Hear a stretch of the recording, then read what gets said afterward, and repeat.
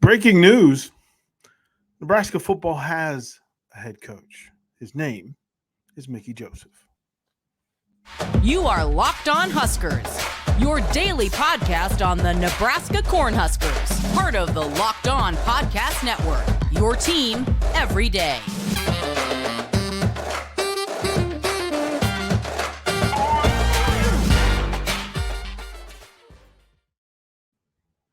It's DP, Derrick Pearson, Lincoln, Nebraska, 93.7 The Ticket, here in the middle of the country, covering the Huskers via Locked On Huskers, Locked On Go Big Red, and the Locked On Sports Network. We appreciate you hanging out with us each day, making us the first watch and listen each and every day. Greatly appreciate it. Brought to you by the folks at BetOnline. BetOnline has you covered the season with more props, odds, and lines than ever before. BetOnline is where the game starts. We're getting better at it because I see the numbers. Like this, share it, get your alerts, subscribe, share it with your Husker fans and friends. They deserve access to this content, and that's why we do it. That's why we do it. Besides, wake up in the morning, you can see this face. Not a bad way to start your day. As we break into today's podcast, the story for me is this. There are opinions everywhere about the head coaching job at the University of Nebraska football program. Everybody's got an opinion. Everybody's got a source. Everybody has their take. Everybody has what they want. Everybody has what they believe. But I'm here to tell you on this particular day, stop it. Stop having those conversations. Looking past this season is a statement that this season doesn't matter, that this season is a wash, this season is a throwaway, that the plays and efforts of this roster doesn't count, that you should just mail it in until next September, next August. That's not what Husker football is. That's never been what Nebraska football's been. You're going to throw away an entire season where you're currently sitting at 3-4 with an opportunity to make a run. You've got a bye week, chance to get better, heal up, make some improvements, slight adjustments in the space, and then you have a chance, a legitimate chance, to make this a successful season. And all of the discussion about all of this peripheral universe of exceptional coaches. I hate to pop your scarlet and cream bubble, but there's only 5 or 6 head coaches in the country who legitimately this season could turn a program around and have an opportunity to play for the national title. That's it. So what you should be focusing on here is what's going on within the program right now. And can it advance? Can it be improved? Can it change its elevation and location? The person who is sitting in the big chair down on Stadium Drive, the one with the huge smile, the one with all the energy, the one who raises his hands and summons the gods of Nebraska football to his fingertips. The one that can raise his hands and get 90,000 to stand and rise and chant and cheer and believe and have hope. I understand it's speculation. We have become a society of speculators and rumor mongers. Stop it. The person that sits in the job, there's a man who is running this program right now. And if you're missing how simple this is, think of the conversations that take place in this space about Nebraska's program. We're tired of starting over. We're tired of losing. We're tired of all these things. We're tired of the drama. We're tired of the off the field nonsense. And then a man comes along. And amongst the chaos, the concern, the drama, the lack of production, the disconnect, all of those things. There's a man that walked into the middle of the fire, planted his feet, and got to work.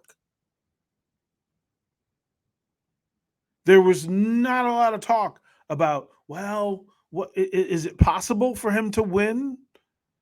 Is it possible for him to improve this team? Is it impossible with this roster? Is it impossible with the administration? Is it impossible with the expectation of the fan base? None of that matters because there's somebody that took the job and stood up and said, I got this. I got this. Look, when you have the conversation about what's next in the program, you are devaluing what currently exists. To tell Trey Palmer that, hey, pay no attention to this year, it's all about next year. To tell Casey Thompson, hey, it's all about next year. To tell this offensive line group who are going to be asked to change themselves and refocus and rebattle and reset themselves. To tell Anthony Grant that him coming here, transferring in as the JUCO Player of the Year, and that it doesn't matter. He's having a 100-yard per game season. Telling Jack Yant, telling Gabe Irvin, telling Ramir Johnson that it doesn't matter that you're competing. It doesn't matter that you're trying to improve. It doesn't matter that you're trying to get better. What it should tell you is settle in, refocus, and let them get to work with your support. See, that's what they deserve. That's what you as a fan deserves. See, because you bought tickets for the entire season. You paid for sponsorships for the entire season. You didn't pay for just Oklahoma. You didn't pay for just week one. You didn't pay for the first two games of the Big Ten. You paid for everything. So from that thinking, guess what? Let this new coaching staff settle in, get comfortable, prepare for friction, and change this program from the inside. I've talked to a ton of players about where they stand currently. And the word is renewed. They're renewed. They feel heard. They feel seen. They feel like the work that's being put in is purposeful. It makes sense to them. They've bought in. They want to run to the charge. And every time they start to sprint behind Coach Mickey Joseph, there's somebody on the perimeter, somebody on the peripheral talking about, well, what if Mickey's not the guy? Shame on it. Shame on it. We all understand the level of recruiter that Mickey Joseph is. He is in the upper echelon, top level, top shelf, middle three of the best recruiters in the country. At any position. See, it's not just a wide receiver thing. It's a quarterback thing. It's a running back thing. It's an offensive line thing. It's a tight end thing. It's a defensive back thing. It's a linebacker thing. It's a specialist thing. It's a defensive lineman thing. He's already recruited in those spaces. And on top of his ability to get in the living room with the parents of these young people and get them to lean in to what it is that he's talking about and what he's trying for them to accomplish, he also has the ability to deliver them to Lincoln, Nebraska in full. Look, if you haven't been to Lincoln, let me tell you, it's a sight for sore eyes. New facilities being built everywhere. State-of-the-art everywhere. State-of-the-art nutritional program. State-of-the-art weight program. Community involvement, NIL deals out the end. As far as the eye can see, there is a lineup of corporations and sponsors who want to support this program. But what they also want to know is who is in charge. And guess what? There's somebody in charge. There's somebody in place. There's somebody moving this program forward, dragging it along. Yes, there's resistance. Yes, there's question and doubt. But if you watch this team in week 1 and then you watch this team in week 8, week 7, you understand the difference. The bye week is important. This is an exceptional time for this program, a chance for young men to recover because they've thrown all of themselves in. They've gone 100% in. They're all in. That's the phrase when you talk about this Husker program. All in. Except there are those distractors. There are those people on the outside that want to distract people and take away focus from the all in and the all important.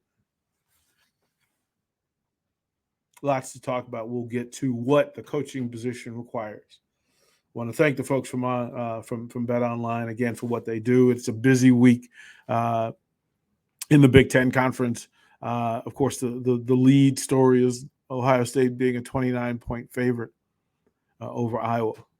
If you're a Hawkeyes fan, you are having a tough time digesting all this talk. But there's some great games on the schedule, and of course, BetOnline allows you to go in and have some fun in that space. Just go ahead, jump online, betonline.ag, take a look around, look at college, you can look at NFL. As a matter of fact, you can look at the NBA as well. Good overs, good unders, who scores first, something for everybody. And again, while we're talking about it, like, subscribe, share. That's your mission. That is your task. I offer that to you, and I beg. When you start talking about head coaches, especially in Power Fives, especially in these elite blue blood programs, there are things that are required. And I like to talk about the pyramid that all athletic departments, all teams work from. At the bottom are the foundational things, and then at the top is the ultimate goal, ultimate focus, ultimate priority. And most of the people who are talking about Nebraska's next head coach really don't get that you cannot function now with a split focus and 1 foot out the door. Stop doing it. That's not Nebraska football. It's not. So what is the thing that's going to make the next coach there? Recruiting? Is it recruiting? Is it the ability to bring, to not only deliver the talent in your backyard home, because that's important. It's exceptionally important here in Nebraska because it is a foundational brick in the program. The walk-on program, the local folks, the legacy young men who get to be a part of this program because, dad, granddad, uncle, whatever. But to deliver those young people into the program, to keep injecting that current local blood into the program. But also to be able to go to corners of the country where, quite frankly, they don't know Nebraska. Mom and dads know Nebraska. Grandpa and grandma know Nebraska. But often, the young people that Nebraska needs in its program don't know about it. Not in full. They know bits and pieces of it. But think of it this way. What was the last Nebraska player who went to the league, jumped, set it on fire? Who was the last player to have a national effect on the collegiate game? And you go all the way back. It's the House of Spears. But beyond that, then you have to start reaching again. But one superstar in a decade and a half is not the way to recruit. It's not required. So what do you have to do? You have to have somebody that knows the program from inside out, somebody that understands the legacy of Bob Devaney. They have to know somebody that understands the input and impact of Coach Tom Osborne, somebody that can rattle down the players at each position who help build this thing as it stands. And it is a magnificent thing that stands. The beautiful mecca that is Memorial Stadium and all the new facilities that are sitting on campus and the ones that are being added to and all of the things that are constantly added to this program. But the young people at the corners of America, down in Mississippi, and when you go up to Connecticut and you go out up to Oregon, they may not know the stories of Tommy Frazier. They may not know the story of Grant Wistrom. They may not know the story of who built this program and how. And the how is important. The how is important because you're going to have to reset the standard to that. And it's required. It's absolutely necessary. If you're going to go down into the recruiting jungle that is Texas and not have your ducks in a row about who you are and who you want to be, about what this color means, you can't deliver. But Nebraska has somebody who walked in the footsteps in this space, in this program. He's walked in the alleys. He's walked in the tunnels. He's run the stairs. He's been in every corner of the campus. And he has success outside of the market. He is not limited to success only here. He has success elsewhere on a high stage with a national championship. He is also the leader of men. And that is an important thing for coaches because there's going to be friction. When you put elite coaches in the same space, you're going to have friction. You're going to have people that want different priorities, different focuses, different alternatives. And you need somebody who is the ultimate say, but the most considerate person in the room. Mickey Joseph doesn't have desire to be the smartest person in the room, but he does have the desire to be connected to everybody in it. And that is an important facet when you're picking somebody to lead your program. And here's the other part of it. The young people within the program have their eyes towards this man. The important thing when it comes to collegiate athletics is the eyes of the young people have to be trusting, believing in, and committed to the person that runs the program. He has to have the kind of success that those young people want and aspire to. There's something iconic about a person who has been in this space and can tell you about it and then direct you in it. And it is an important thing to understand that not only can he recruit, but the leadership part of it, which is I'm not going to be at work. I'm not going to say that you guys need to get your work in. No. We have to outwork Illinois. We have to outwork Michigan. We have to outwork Iowa. That connection and that responsibility. And you can tell a leader because when things go left, when things go wrong, when friction shows up, the leader is the one that says, I have to get us better. I have to do a better job of getting my people prepared. I have to do a better job of getting my coaches organized. I have to do a better job representing the fan base. I have to do a better job for the people who write checks and make sure that we have everything that we need in full. If you've ever taken a video and watched Mickey Joseph walk out of the tunnel at Memorial Stadium, you understand how important it is to him that he represent the people in it. He represents the people behind him. He represents the people in front of him. And most definitely, he represents the people beside him. That is an important thing, to be accountable, to show up on time, to be in the right place at the right time with the right purpose in the right shape. His ability to direct people into a common space. See, that whole character thing, that integrity thing requires that you get a collective group of people under the same belief system, under the same mission, with the same GPS. And you can't go sideways. A team cannot go in three directions and be successful. A team has to have a single focus, single purpose, single voice all the time. This football team, this roster of young men have bought into the interim head coach, Mickey Joseph. I will spend zero time talking about the cast of characters who will never set foot in Lincoln, Nebraska, other than as an opponent. I'm not wasting my time or yours. Quite frankly, if Trev Alberts hadn't told you that this person is a factor and a consideration, don't worry about it. For now, thankfully, respectfully, there is a head coach at the University of Nebraska, Lincoln. This football program has a leader. He's a mentor. He's a good man. And he is coaching his tail off to get these young folks to play. Don't cast your eyes and your attentions and your energy towards the distraction.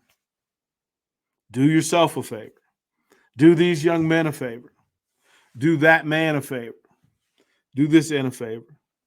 Be loyal, be present, stay connected to this team because they have the opportunity to get it right. They deserve and desire your support in full. And I know it's not for everybody. That's what the state motto says. But for me, Nebraska has a head coach. His name is Mickey Joseph. Again, share, like, alert, get the alerts. Subscribe, do your thing. Come see me tomorrow because I'll be back at it bringing red fire again. Thank you for watching Locked On Huskers with a Locked On Go Big Red for the Locked On Sports Network. I'm DP.